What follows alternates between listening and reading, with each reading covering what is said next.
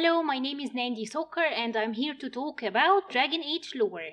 Welcome everyone. I had a suggestion to talk about the different schools of magic, but when I did my research I found out that the topic would be very short. So instead I decided I will talk about magic in general in Thedas and branch into the different aspects of it. So let's get into it. Magic is said to be the driving force behind life itself in Thedas. It runs through every single being. Even though it is basically everywhere, only few can control it. No one is born with magic abilities, as magic usually manifests around puberty. The signs range from subtle signs like eyes changing their colors to more obvious ones like starting fires. Outside of the Tevinter Imperium, manifesting magic can be really troubling, sometimes even violent, as the stories about the little witch was killed in that village because the crops weren't aplenty are far too common outside of Tevinter. The person wielding magic, also known as a mage, can specialize in certain aspects of it. For example, a mage can control the elements. Another is more proficient with the fate and can communicate with spirits. Some minorities are gifted healers who can fix a wound or shield their allies in battles. And of course, there is always the evil few who dabbles in the dark art of blood magic and use it to hurt other people. We will get into the different types of magic in a bit. Casting spells of magic requires mana, which is to magic what breath is to breathing. If a worker is out of breath, they take some time to gain back their power before continuing. Same is for mana. If a mage's reservoir of mana is depleted, they have to take some time for their mana to recover, or else they risk overexertion or sometimes death if pushed too far. As the influential circle enchanter Wenceslas once said, it is potential that dwells within a person, but does not always manifest itself. All men are connected to the fate. We go there to dream, but only those with this potential may draw upon its power. Mana is then a measurement of one's ability to draw power from the fate, and it is this power that is expended as magic. Although mana comes from within, some outside sources may help in speeding its recovery. Potions, artifacts, and some learned techniques can help bolster mana recovery speed. Lyrium is the most prominent source from without that reinforces one's power beyond what they can initially muster. But what is Lyrium really? I believe Lyrium deserves a video on its own, but I will touch on certain aspects of it here. Previously thought a non-living mineral, Lyrium contains the essence of magic. It is found way deep underground and is highly sought after by mages and Templars alike for its magical powers. Lyrium in its raw form is a very dangerous substance, as spending much time near it can cause all sorts of injuries, like madness, hear loss, memory loss, and nausea. The more magically sensitive one, the more dangerous raw lyrium is. A mage can die from internal hemorrhage way before madness finds its way to their minds. Dwarves are the only people who can safely mine raw lyrium, as they are immune to magic, even though it is still could be dangerous, as raw lyrium is also volatile, so caution is always advised. Once it is processed by being dissolved in liquid or heated until crumbling into a fine powder, only then lyrium is safe for all to use. Regardless if it is in its raw form or a refined one, lyrium is extremely addictive. The more one uses it, the more they need it in greater amounts. Raw lyrium emits some sort of a soothing sound that the chantry call the voice of the maker, and they claim that it is the remnant of creating the world, and they believe that it is more of the essence of creation more than it is the essence of magic. It is also used in several applications, such as replenishing a mage's mana faster than natural ways, or using it as a light source if applied to a stone. It can also be used to enter the fate, as a skilled mage can use lyrium to voluntarily separate their spirit and body and enter the realm of spirits. Dwarves and the Formari Circle Mages use Lyrium to enhance weapons. Dwarves use runes that makes weapons more sharp or more durable, while the Formari Mages uses the runes to add elements to the weapon, like fire or ice. The Templars use Lyrium to negate the effects of magic, and they use this technique to hunt down or stop mages from using their abilities. Due to the Chantry's distrust of mages, most mages hide their talents from other people. Some went to live in remote settlements, away from the prying eyes of the Chantry, and those who didn't risked capture or death. Despite the Chantry's view of magic, it didn't outright forbid the practice. As the very famous commandment of the Maker said, magic exists to serve man and not to rule over him, so Emperor Cordelius Draken decided to use magic for the public benefit. If a mage is caught, they were placed under the care and the very close watchful eye of the Chantry. Mages were not allowed by any means to influence any rulers or even be close to one, and blood magic was absolutely outright forbidden. Because of the mages' distance from the ruling people of the nation, mages were expected to be politically neutral. Even though the mages obliged to the rules of the Chantry still felt that being a mage was prone to be turned into an abomination. The Chantry created the Templar Order and trained them to negate magic if needed. Templars were stations in the Mages' Circle, and the relationship between both parties was strained from the start. In the year 15 Divine, the second Blight happened, and Emperor Draken asked the aid of the mages in the fight against the Darkspawn. The mages did a wonderful job and proved that magic can be very useful, and as a result of that, the Circle of Magi was created, to be a safe haven for mages where they can learn and practice their craft safely. The creation of the circles was according to the Nevarran Accord with the Divine and the new allies named the Seekers of the Truth. With time, every major city had its own Circle of Magi, which was perceived as a safe place to learn magic for some and as a prison for others. Although the Circle of Magi was supposed to be an autonomous organization, the heavy Templar presence turned it into an arm of the Chantry. People with significant magical abilities were expected to live in the Circle. Most of the people with very weak or limited magical abilities were occasionally permitted to leave the Circle, but still kept under a watchful eye. Circles are usually huge towers that are built within big cities that can sustain and house hundreds of mages. They are sometimes built at remote places as well. The future of circles is uncertain, as the tension between mages, Templars, the Seekers, and the Chantry is almost always strained. The mages themselves are of a divided mind. Some of them seek liberation from the Chantry, while others are loyal to the Circle hierarchy. Mages who live in the Circle and are certified magic wielders did not earn that title easily, as there is a major test to be had once they finished their magical training. The test is called the Harrowing. Aptly named, the new apprentice mage is taken to a room and surrounded by senior mages and Templars alike. The senior spellcasters then project their minds into the Fade, and there the apprentice is faced with a demon seeking to possess the mage. If the mage is successful in warding off the demon, then they have passed the test. If not, then they get possessed and therefore turned into an abomination. That is when the Templars strike the abomination, killing the mage in the process. Phylacteries are a small vial of blood taken from a mage. This vial is basically used to control the mage, whether it be to track where this mage location is or to cast spells from afar.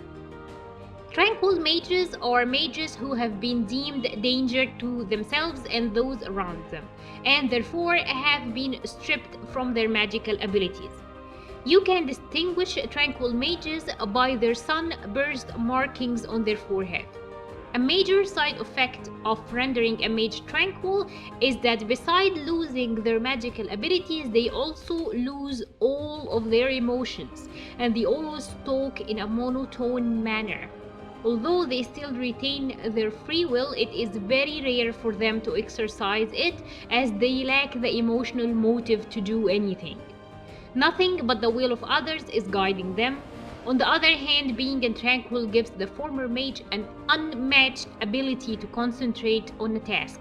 Tranquil do not mind being in this state, as they literally have no feelings about it. Even though regular mages see this inhumane rite as a fate worse than death, the tranquil do not have the desire to object. The rite of tranquility does not prohibit the danger of being possessed, as they can still get possessed, but the lack of emotions makes the target former mage as an undesirable person for the spirit or demons to pursue. If a spirit was coaxed into touching the mind of a tranquil person, the rite will be reversed. The circle hierarchy goes as follows.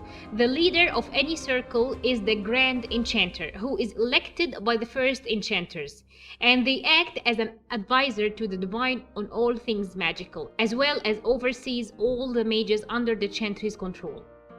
Each local circle is headed by the first enchanter. They assume their position for life and have the right to choose a successor. When choosing this successor, they have to take into consideration the strong suggestions of the Templars.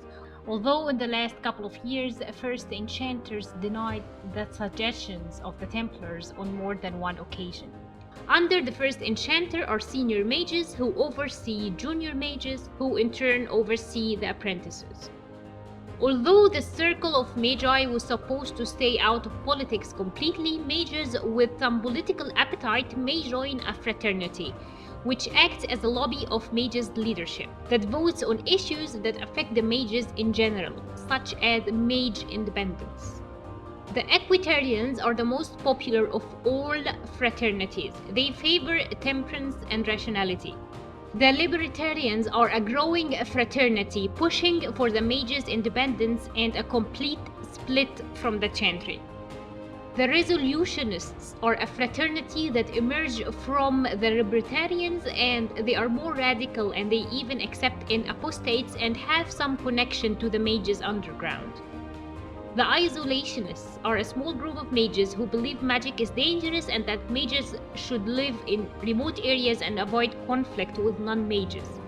The Loyalists are obedient and loyal to the chantry. The Locrosians believe that the circle should always put wealth before politics and do what is most profitable first. There are several schools of magic in Thedas. Entropy, also known as the school of negation, as it is the opposing force of creation. Everything eventually dies, and in this death, the seed of a new beginning.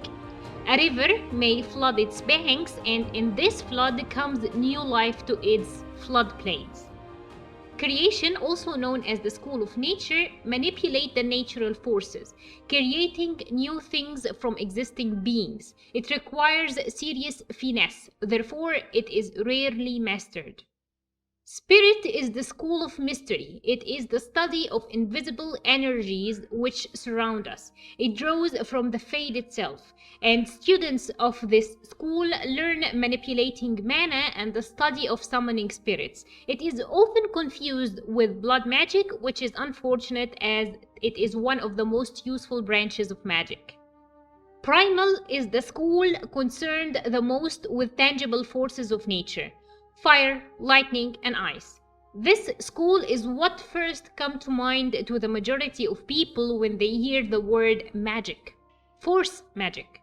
This magic specialization revels in energy rather than manipulate it.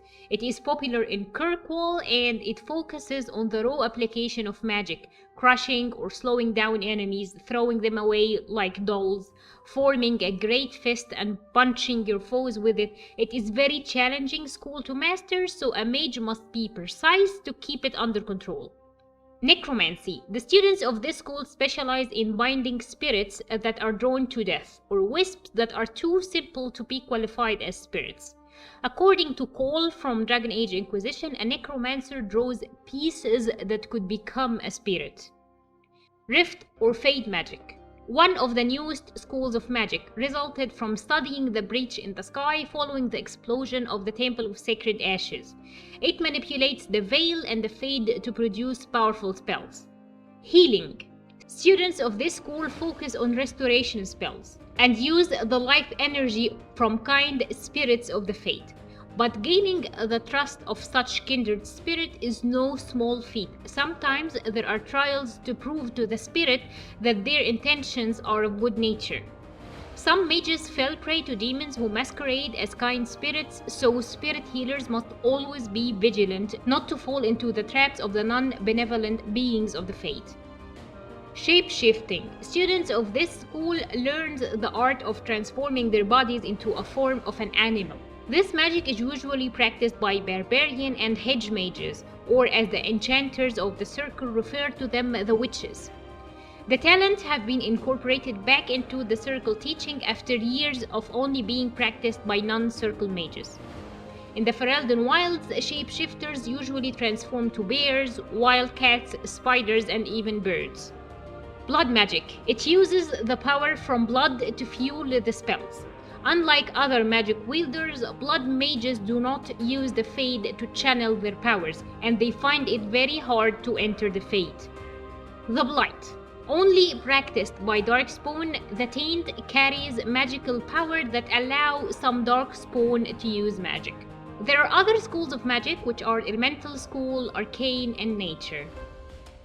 The mage's treatment differs according to where in Thedas the mage is. As the saying goes, a human is lucky to be born, but a mage is lucky to be born in Tevinter. In Tevinter, mages are revered and honored in contrast to the rest of Thedas. The ability to wield magic is a mark of favor from the Maker and the old gods before him. And because magic is revered and not shunned, the Tevinter mages have reached great skills in casting magic spells no mages anywhere else in Thedas can dream of casting. The Circle of Magi in the Imperium are places of honor. Attendance is a privilege. Non-mages of the Soporati are dreaming of having a mage child that will lead their families into a more prestigious rank of the Leatans. The Qunari, on the other hand, have an absolute fear and loathe of magic. They call their mages Cerabas, which translates to dangerous thing. As a seer of Contar once wrote, Cerabas must be carefully controlled by someone else, an Aravad, one who holds back evil, because they cannot truly control themselves. The Cerabas goes through brutal treatment even by the Chantry standards. They are to be chained, masked, and leeched. In some cases, their lips are also sewn shut. An Arvarad may also use a rod similar to the one used to control golems in order to be able to restrain the Cerabas. Qunari both revere and fear the Cerabas, as the Seer of Contar also wrote, "The Qunari pity and honor the Cerabas, for striving while under constant threat from within is truly selfless, which is the highest virtue of the Qun." In Nevarra, mages have more prestige than other Chantry-based nations in Thedas, outside of Tevinter of course. The Nevarra mages are considered the most well-educated. The secretive Mortalitasi order are experts in the mummification ritual unique to Nevarra. They study death magic extensively, and it is known that the Mortalitasi dabbles in necromancy. The Dalish elves have been practicing magic for centuries outside the jurisdiction of the Chantry, considering their lost art to be one of the things that were lost with the fall of their empire. The Dalish strive to remember the unique magic their ancestors once wielded.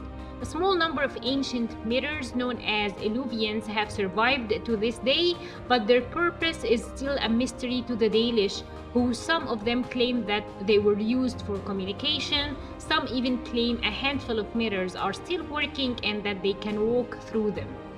Any mage who does not adhere to the laws of Chantry is branded an apostate. The most dangerous of them is called a Malefic Arm, a term borrowed from Tevinter, which means the deprived one.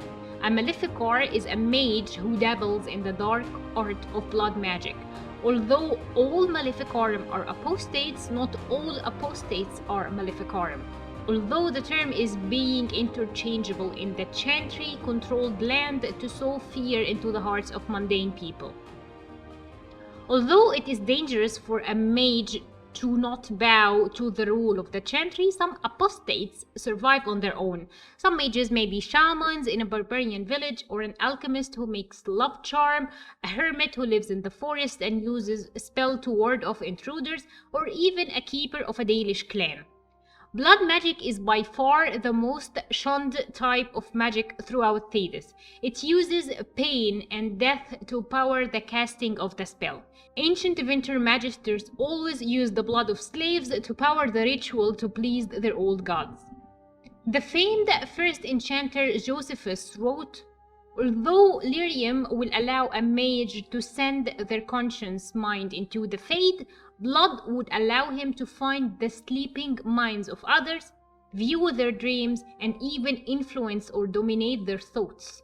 Just as treacherous, blood magic will allow the veil to be open completely so that demons may physically pass through it into our world." Even though blood magic is technically a mean to an end, it is common wisdom throughout Thedas that blood magic is evil, and those who practice it are criminals. Even if a blood mage only uses their own blood, eventually they will find themselves tempted to gain more power by spilling the blood of others. Even if it's officially discouraged in pro-magic Tevinter, it is still quietly but surely practiced there. The tradition of blood magic is very quietly passed down from a master to an apprentice, a parent to a child, until this very day. Even the most devout of the Imperial Chantry knows a little bit of blood magic. Thank you everyone for listening. I hope you enjoyed this video. Please let me know in the comment section what other topics you would like to listen to next week. I was thinking about talking about Lyrium and Red Lyrium and the new thing that we learned in Dragon Age Inquisition about it, but let me know in the comments if you prefer something else. Thank you and see you next week.